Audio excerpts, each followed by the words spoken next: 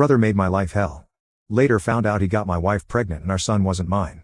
Now he's crawling back after our parents disowned him and left me their $2 million inheritance. I have a younger brother Caleb who has absolutely despised me all my life. If you are wondering maybe it was out of jealousy, well you are wrong. I wasn't the favored child, he had nothing to feel jealous about. Let me give you some context. My mom has always pampered my younger brother. He was the golden child in our family. Mom would make his meals, do his laundry, and even ask me to assist with his school work. I was expected to help out just because he's family, but the same courtesy was never extended to me. I came to accept it, as I was quite independent. Perhaps it was partly my fault for accommodating his wants and needs without reciprocation. He never lent a hand when I needed it, and reached out to me only when he wanted something from me. I was a quiet introverted kid who liked to study and keep to myself while he was exactly like our dad, rough and loud. I also tend to be straightforward and honest, not sugarcoating things and saying it like it is. I believe my mother might have developed some negative perception of me as a result of my childhood. As a result, he was everyone's favorite in our family. I didn't mind that when we were growing up. The trouble arose when he found a way to sort of bully me or mock me for being different from him. He would mock me for height or the fact that I was wearing glasses. He would sneak into my room and try to read my diary so then he could complain to my mom about anything that I had written. I would yell at him and complain to my parents about him invading my privacy, but they would laugh it off, telling me how it was not a big deal. He did more terrible things, like nearly breaking my glasses and putting nasty things in my food. He had even once put little stones in my cereal, but luckily I found them before it could have hurt my teeth. I told my mom, but she brushed it off, saying this is how brothers bond. Every time we would fight, Caleb would insult me knowingly, focusing on all my insecurities. He and I went to the same school, so he was aware that I was being bullied by a couple of kids. He would show support to those kids instead of supporting me. He would join them in calling me names like the ugly loser or hairy monkey, and encouraging the bullies to physically harm me because, according to him, I was just a big failure. Another time we had a fight about something I can't remember, but it was probably something silly, and at the end of the fight he told me to kill myself. Other insults I could brush off easily, but that one really hurt because I was struggling with my mental health during that time. I'm doing better now. It just sucked to hear that my own brother wanted me to die. Since dad was often at work and mom didn't seem to care much, she even scolded me once, claiming it was my fault for playing and irritating him. Things got progressively worse. There was a time he attempted to burn my hair when we were in high school, and shockingly, mom sided with him, insisting he was just playing. Who plays like that, seriously? Fortunately, dad eventually took my side and pointed out that they had some serious issues. He threatened to call the police on Caleb. This was an eye-opening moment for my brother because until then he had never been reprimanded for any of his actions. He was really taken aback, and my dad continued to tell him how enough was enough and that he needed to start respecting his older brother. Later, dad came into my room and talked to me. I had never expected my dad to support him because he always told Caleb while he was growing up how similar both of them were, which was true. Dad told me that he had patiently waited for years for Caleb to grow up, thinking maybe he was just being an immature kid, but he was slowly starting to realize that Caleb was becoming a big bully. When I heard my dad say this, I felt so validated that I almost broke down in tears. I confessed to my dad everything that Caleb had done to me over the years and even opened up about the bullying in school. My dad was shocked that I was going through so much. The next day he went and talked to the principal so my bullies could be warned about severe consequences if they continued. Later in the evening, my dad enrolled me in MMA at our local gym. He told me that I needed to man up and stand up to bullies in my life. I will admit that a nerdy kid like me trying to learn to fight must have been laughable to watch. However, like everything in my life, I am very focused when I want to learn something. I carved out time for my studies so I could work out every day and go to MMA classes. Not to brag, but it completely changed my life and my physique. One day Caleb was at it again. He had stolen my pocket money, which we used to get if we helped our parents with doing chores. I had been saving my money for quite some time. Caleb had sneaked into my room and taken my money. I caught him when he was about to cycle off with his friends. I firmly told him to give me back my money since he knew stealing was wrong, but Caleb snickered and taunted that all I could do was run to daddy for help. I don't know what came over me, but I gave Caleb a resounding punch to his face. He was stunned in silence as he fell backward on the ground. I picked him up and took out my money from his trouser pocket and then threw him back down on the ground. Caleb started to cry loudly like a little baby. It was comical to see a teenage boy crying on the ground. However, my mother came running out the door hearing her baby boy to help him up and find out what had happened. When she learned that I had fought with him, she was surprised and then started to reprimand me. She told me that as an older brother, I should teach better things to Caleb, while Caleb seemed to be enjoying seeing me being chastised. My mother also complained to my dad about how I had thrashed Caleb up and how I needed to be controlled. My dad grimly asked both of us to explain ourselves. I told him how Caleb had stolen the money that I had worked hard for and saved up, while Caleb attempted to justify how he needed the money for a date and that as my brother I should help him.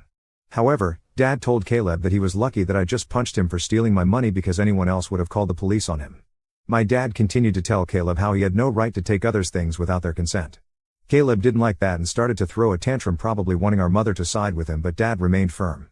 When Caleb realized that I was not going to be punished for punching him, he screamed how much he hated me and then ran back into his room and locked himself in. Since that incident, Caleb maintained his distance from me. He had finally realized that he could not bully me anymore, and even Dad was not supporting his antics. For the first time in a long time, I felt we were equals. Even though he could not physically hurt me, he would try to verbally say nasty things to me when he knew our parents would not be around. It definitely got worse as he got older. It felt like each year, he became angrier and had a shorter fuse. If I approached him to ask something, he would simply ignore me to my face and walk away out of the room, calling me a nerd or a loser under his breath. If he wanted to say something to me, he would only go through our mother, who would relay the message. I would question my mother as to why Caleb could not just talk to me if he wanted something, and she would implore me to be more understanding. I had no clue if this was just him going through puberty, and I had to wait it out, or if he actually truly hated me. I used to be able to deal with the things he would say over the years, but it got to a point where I just wanted to move out of home to get away from him. I would go to my mother countless times, asking if she could mediate a sit-down conversation for all of us to talk it out, but she always refused, saying she didn't want to get involved. I even asked for her opinion on why he treated me that way, but she would just brush off the question. Eventually, I went away to my dream university since I was a grade A student and was even qualified for a scholarship. My dad threw a party for me and my mom seemed proud of me also. However, Caleb remained aloof and distant, barely acknowledging my achievements. The day I left for university was a mix of excitement for the future and relief to escape the toxic environment at home. The first few months at the university were liberating. I made new friends, enjoyed my classes, and started to build a life separate from the oppressive atmosphere I had experienced growing up. The constant fear of Caleb's verbal attacks lifted, and I felt a newfound sense of peace. I began dating my wife Karen when we were both in the second year of our university. My friend introduced us at a frat party, and we clicked right away. Coming from a religious family, having kids without being married was a big no-no. However, we found out she was pregnant when we were in the last year of our university, which prompted us to get married as soon as we graduated. Our wedding was a small but peaceful ceremony. Our parents were happy for us and we had a good time at our wedding. At that moment, I believed she was the love of my life. I always held the mindset that I wanted monogamy in life, one woman to come home to and be with for the long haul. Despite women trying to engage with me over the years, I never pursued anything because I was genuinely content in my marriage. Karen was my dream girl, and I never wanted to hurt her. However, over the years, there were 2 occasions when I discovered she was being unfaithful in our marriage. One was an off-and-on affair that lasted a few years with her married coworker, and the other was a fling with an ex she had dated in high school when she went to visit her family states away. I'm sure there will be people who might call me foolish, and looking back, I can't really deny it myself. After a period of separation in both situations, I made the decision to forgive my wife. I never wanted to raise my child in a broken home, and I genuinely believed we could overcome these challenges. We were quite young when the situation with her coworker occurred, so I chalked it up to youthful mistakes and not thinking things through. For a while, things seemed okay with us. I could never fully trust her, but I tried my best to push aside my doubts because I knew that if I chose to forgive her, I had to work towards moving past it and starting with a clean slate. It's been 4 years since the second time she was unfaithful, and I felt like I made the right decision by giving her a chance to show that she still wanted to be in our marriage. For years, Karen seemed to have changed, and we were genuinely happy, with plans set in motion for the future of our family. However, 3 months ago, my reality was once again shattered by yet another incident, which, in my mind, was far worse than the others. When she revealed that she had been sleeping with someone for quite some time and suggested that our son might not even be mine. Hearing her words, I felt like the ground had been pulled out from under me. A mix of shock, betrayal, and disbelief overwhelmed me. I struggled to comprehend the enormity of what she had just disclosed. In a daze, I managed to ask her why she had kept such a significant secret and how she could have done something so devastating. Her reaction was a cold and indifferent demeanor. She seemed detached, almost unbothered by the pain she had inflicted. Her responses were vague, leaving me with more questions than answers. It was a surreal and painful moment, confronting the shattered trust and the uncertainties about my own family. I continued to ask Karen to tell me the truth because I felt like I deserved to know the father of the child since I had been literally raising our son since the beginning. In the end, she admitted that it was Caleb. My eyes widened in shock as I asked her what exactly she meant by that. This is when Karen told me how she and Caleb had become friends back when I had introduced Karen to my family and she had stayed with us for Thanksgiving up until the New Year's. I remember Caleb, who was usually cold to me, was quite polite and warm towards her. I was glad since I did not want to make Karen feel unwelcome. She wanted to be accepted into my family so she would spend significant time hanging out with my mom whenever she could. She noticed that Caleb and I were not that close and questioned me about it. I finally opened up to her about my childhood equation with Caleb and told her how we might never be able to repair our relationship since he never could move past his feelings. Karen understood, however. She started to include Caleb whenever we would go out, perhaps hoping that both of us would warm up to each other. If we were going to watch a movie, she would invite Caleb and then we would have to watch whatever movie Caleb wanted to watch. I guess during this time, Caleb and I did talk a few words here and there, which was a significant improvement compared to how he had been giving me the silent treatment for years. I do remember Karen and Caleb would hang out and play video games together, but I never thought much about it. Karen told me how one day Caleb opened up to her about his struggles and his recent breakup with his then ex-girlfriend. He seemed so vulnerable with her and they struck a friendship. She said how he would sometimes harmlessly flirt with her when I was not around, and apparently one thing led to another and she could not control herself anymore. I closed my eyes as the vision of my wife and brother sleeping together almost made me puke. She told me how guilty she felt after that and ran away from him. After that, she decided to go back home, which was true because my girlfriend had abruptly told me how she wanted to go back home when I thought she would be spending the New Year's with me. I tried to convince her to stay, but she was adamant that she had to go. After the holidays, when we met in college, once our classes resumed, she was back to her usual cheerful self, so I never questioned anything. 2 weeks after that, we found out that she was pregnant. Now Karen told me that she had no idea whether it was really my child or Caleb's, and she had no way to find proof because I was already stepping up. She knew out of the two, I was a more dependable brother, so she decided to stay with me, and this is why we got married. I felt like my whole world was crashing down around me. The son I had loved and spent countless hours with may not even be mine. I questioned her if she had been sleeping with Caleb in the present times, and she nodded slowly. Karen told me how she and Caleb had always stayed in touch because their chemistry was undeniable. They would sneak off to hotels when she would lie to me that she was working overtime. She told me how half of her business trips were just romantic getaways with him. I asked Karen why she would even be married to me if she really wanted my brother, but Karen told me how she did not want to be the one to break off a marriage, and seeing how I was such a wonderful father to our son, she had stayed with me all this while. In her words, she had made a mistake and she didn't know when to stop. I simply told Karen that I was glad that she told me the truth and that I was going to pack up and move out. Karen started to cry and ask for my forgiveness, telling me how I was supposed to scream and yell at her, but here I was calmly thinking of my next move. I remained quiet while I walked to my cupboard and started packing some of my clothes into my suitcase. Karen kept saying how if I really loved her then I should try to at least fight for her, and mistakes happen in every marriage. When she realized that I was not going to do anything, she changed her tactic and told me how my son would be affected if we got a divorce and how children should not be brought up in a broken home. I reminded her how I may not even be the father, which then reduced her to tears, and she started to yell at me about being cruel and how I could easily walk away when I had been there for the child since his birth. It seemed like my wife believed there was nothing that could make me want out of our marriage. I guess it was partly my fault for letting a lot slide in the past. While I did have some love for her, it felt more like it stemmed from the fact that I thought we had a son together and had been together since college. Karen continued to claim that it was not too late and that we could work things out, but I struggled to believe it and felt like I had no more patience to deal with her. Trust was a major issue for me, and her words felt empty. Even if I forgave her, I could never forget that she had slept with my own brother.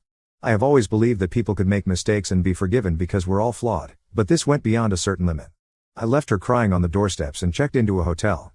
The next day, I went straight to my parents and told them everything about my wife's affair with Caleb and how they had been sleeping together for years behind our backs. The shock on their faces was evident. My mother, true to her nature, initially tried to defend Caleb, telling me that this could not be true since her boy could never do something like this to his own brother. Determined to expose the truth, I requested my parents to remain silent and allow me to call Caleb right in front of them. I told them to not make a sound since this is how I could expose Caleb's true colors. I wanted him to think that it was just a private conversation between us so that he could hopefully let his guard down. As Caleb picked up, I laid it on to him and confronted him with the revelation of his affair with my wife. Initially, he denied it vehemently and refused to accept it. Then when I told him that Karen had admitted to everything, he started to blame Karen, labeling her as characterless. He told me that it was not his fault if women were attracted to him and that he was the better-looking brother. I told him firmly that I was going to expose him in front of everyone when Caleb mocked that no one would believe me and that he was the golden child anyway. I scoffed at his arrogance and thanked him for confirming the truth since our parents had heard everything. Caleb went quiet and then spluttered to explain himself, stumbling over his words in an attempt to salvage his image. My mother, still grappling with the shock, demanded an explanation from Caleb. He stuttered through a feeble attempt to justify his actions, blaming everyone else but himself and desperately trying to shift the blame onto Karen. I could see my mother, who was once protective of her favored son, now felt a mix of disappointment and anger. In that charged moment, I felt a strange sense of vindication. For years, I had endured Caleb's torment. Now, the truth had come to light, and the roles were reversed. It was Caleb who stood exposed, his actions laid bare for everyone to see. As Caleb's words faltered, my father, usually reserved in his expressions, couldn't contain his disappointment. He asked me to pass him the phone and went off on him. "Caleb," he began, his tone heavy with disapproval. "What you've done is not just a betrayal of your brother but a betrayal of this family. You slept with your brother's wife and continued to sleep even after they got married. Your actions have consequences, and they have irreversibly damaged the trust we had in you. I raised both of you to value family, loyalty, and decency. What you've shown today goes against everything I've tried to instill in you." He paused, letting the weight of his words settle on Caleb's conscience. "The disregard for your brother's feelings, the lack of respect for the sanctity of his marriage, it's unacceptable. You've not only hurt him but tarnished the bonds that hold us together as a family. I feel like me and your mom are to be blamed for what you have become now, and we will no longer let you get away with his behavior anymore. Starting today, I am cutting you off from the college funds that I set up for you. You can figure out on your own about your university fees. I will also not be funding your lifestyle anymore. You think it makes you more of a man to sleep with married women? Well, now let's see what happens to you when you don't have my money to depend on." I, on the other hand, maintained a composed demeanor throughout all this. Although I initially wanted to scream at Caleb, watching my dad punish him was the ultimate vindication. I had exposed his true nature, and it was clear that he had underestimated the consequences. My mother, Caleb, persistent in his protests, continued to justify himself, but my father swiftly ended the call, shutting down Caleb's attempts to explain away his actions. My mom came up to me and hugged me. It had been a while since we shared such a moment, but in that embrace, there was unspoken understanding and support amid the family turmoil. She apologized to me that she had not believed me all this time. I felt like my 14-year-old self would never have imagined this moment being vindicated and embraced by my mother. After that, my dad helped me find a good lawyer so I could divorce Karen.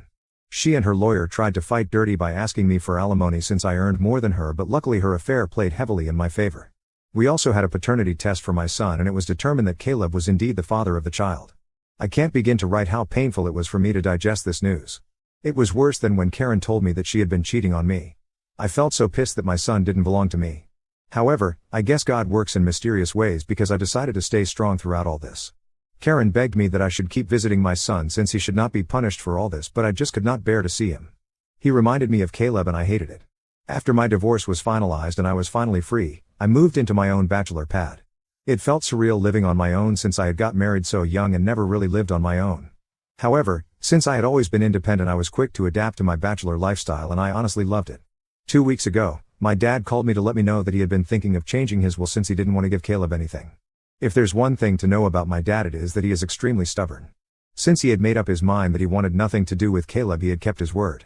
Caleb tried to reach out to our parents and even showed up at their doorstep begging them for forgiveness, but he was not even allowed inside. My mother, who usually caves into Caleb's tantrums, also seems to be done with him, although it must be hurting her the most. Throughout all this, Caleb didn't even once send me a text to apologize for what he had done, so clearly he didn't even regret it. He was just sad about being cut off from our parents. Well, Dad told me that he would be leaving everything behind to me. Just to ensure that Caleb doesn't protest later, he would be leaving him with only $1. My eyes widened in shock, as my dad had worked really hard his whole life. Including his assets, retirement fund, and life insurance, it would come up to almost $2 million. The only clause in his will was that if my dad passed away before my mom, she would continue to live in their house even though the ownership would go to my name. Of course I didn't mind this since I would want to take care of my mom until her last days. I don't know how, but Caleb found out about all this, and since he can't reach my parents, he called me yesterday trying to mend things right between us. He told me how he had been having trouble keeping up with college, and that after Karen had found out about the paternity of the child, she had been pestering him about child support. He told me that he had no money and was looking for part-time jobs yet could not find anything. He begged me to talk to our family so we could start fresh since he really needed my help. I started to laugh at his face and told him that I was so done with him and that he should have thought about all this before sleeping with my wife and getting her pregnant. Caleb started to argue that I was being unfair and that she was to blame also, to which I agreed and reminded him how I did divorce her and now she was his responsibility, so he should not be calling me complaining about her or her child since this was the consequences of his own actions. Kalen started to raise his voice, but I cut him off and reminded him that he was no longer the favored child in the family but the black sheep who slept with his own brother's wife. Caleb started to cry at this point and told me how everyone had been shitting on him, including our grandparents and relatives, which was true, but this was no longer my concern. I told him that we were done and to never call me again since I was no longer his brother. Since then, I have been replaying the conversation over and over in my head. Although I hate my brother, I had never heard him cry, at least not since we grew up. I won't lie, but it did hurt me a bit that he was this helpless. So I guess I am here to ask if I should talk to our parents about him, or would I be in a hole if I don't? Update 1. Hi everyone. A lot of you have been asking me as to why I am no longer in contact with my son Henry, and some of you have also called me cruel. Well, I am sorry to say this, but I don't feel comfortable raising another man's child. This is not a stepson scenario. In this case, I was led to believe that he was my son, and then I discovered that he was in fact my brother's son. Of course I am hurt and I have cried over it for days, but then the reason I don't want any contact with Henry is because I no longer want Karen in my life.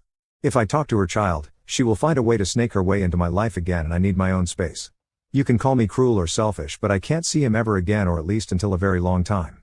Update 2. Most of you have correctly guessed that it was in fact my mother who told Caleb about my dad changing his will, and he called me as a last resort to mend things. I did confront her in front of my dad and she broke down. She told me how I had punished Caleb enough and that he had learned his lesson. My dad firmly told my mother that if she felt what Caleb did was forgivable, then he could no longer stay married to her, since he could never forgive him for this betrayal. His threat seemed to shut my mother up. My dad made it clear to her that if she ever talked with Caleb and we found out, then she could pack her bags and just leave him. Like I said, my dad is a very stubborn guy. Hopefully, my mother will learn from her mistakes. Update 3. Hi Reddit. It's been 5 months since my last update. My relationship with my parents has improved in the last couple of months. My dad and I go golfing every weekend, and he behaves with me more like a buddy than my own father. My mother, even though she misses Caleb, has stayed away from him. The last I heard about Caleb was from my cousin, who told me how Caleb had been asking everyone for money and in the end, had to drop out of college when he could not afford to pay his fees anymore. He and Karen are living together, and he even has a job as a part-time mechanic apparently. I think they are raising Henry together, which is a good thing, I guess. I never bring up Caleb in my discussion with my parents, and neither do they. For everyone asking, I am doing quite well. I was promoted at my job 2 months ago, so my salary has improved significantly.